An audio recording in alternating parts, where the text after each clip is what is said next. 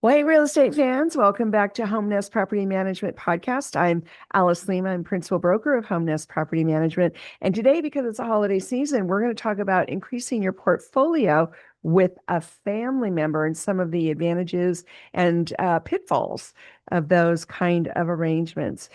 So we just have a handful of items to go over. First of all, when you're picking somebody to partner with, because that's really what it is, you want to pick somebody who's already showing signs of being a good saver, being reliable, living beneath their means, having ink in their printer, stuff like that. And they do have to be 18 years old to be on a deed or to be part of a loan.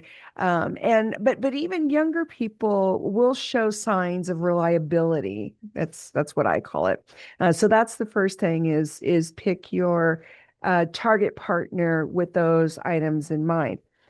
Secondly, the deal structure, the down payment and who makes the mortgage payment. Frequently, well, you can do it any way you want, but here's what we frequently see and also recommend is that the junior person who may not have as much money saved up as the senior investor still needs to have some skin in the game. That's super important, but they will also probably be making the payment or most of the payment. And if you pay cash and there is no payment, there still needs to be a rent established because number three, we're going to recommend that they be the owner occupant of that unit. And that way, there is a mortgage, then they can legitimately be the owner occupied person and get the owner occupied interest rate. So that's pretty cool when that can work out because a lot of us investors, we love those owner occupied loans, but we get tired of living in our units, and then moving every few years. So that's our third item to consider is have the junior person be the owner occupant. The fourth item is the junior person will have a documented junior position. So you're going to have an attorney involved. They're going to draw up all the important items. But there's going to be a division of ownership percentage established. And so the senior person should absolutely have at least 51% or more. And I frequently see a lot of the junior people getting somewhere between 5 and maybe 20%. And again, you can roll it any way you want, but I just really want to make sure that the senior person has at least 51%, because somebody has to make the final decisions, right? Right.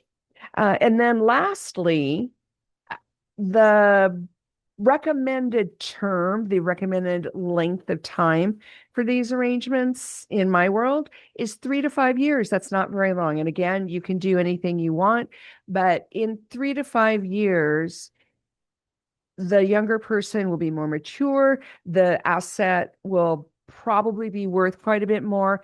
And the older person, as older people sometimes have, issues with health or life changes or retirement or something. So these shorter term written down and agreed to by both parties are really, really beneficial. And you could also decide to renew, right? So those are our handful of suggestions for doing business in family partnerships. But what better Christmas present than a duplex or a triplex, right? So either way, give me a call, give me a text. I want to talk to you about your property management needs. I'm also licensed principal broker for home and land real estate, so we can help you expand your portfolio or make your portfolio smaller. But either way, give me a call, give me a text, 541-301-7980. That's 541-301-7980. We want to be your property manager. We do a great job. We're 8% management fee, which is very, very competitive, and we're super proactive. We like the buildings to be maintained, even if they're older. So give me a call, give me a text. In the meantime, have a beautiful rest of your week. We'll see you next time. Bye, folks.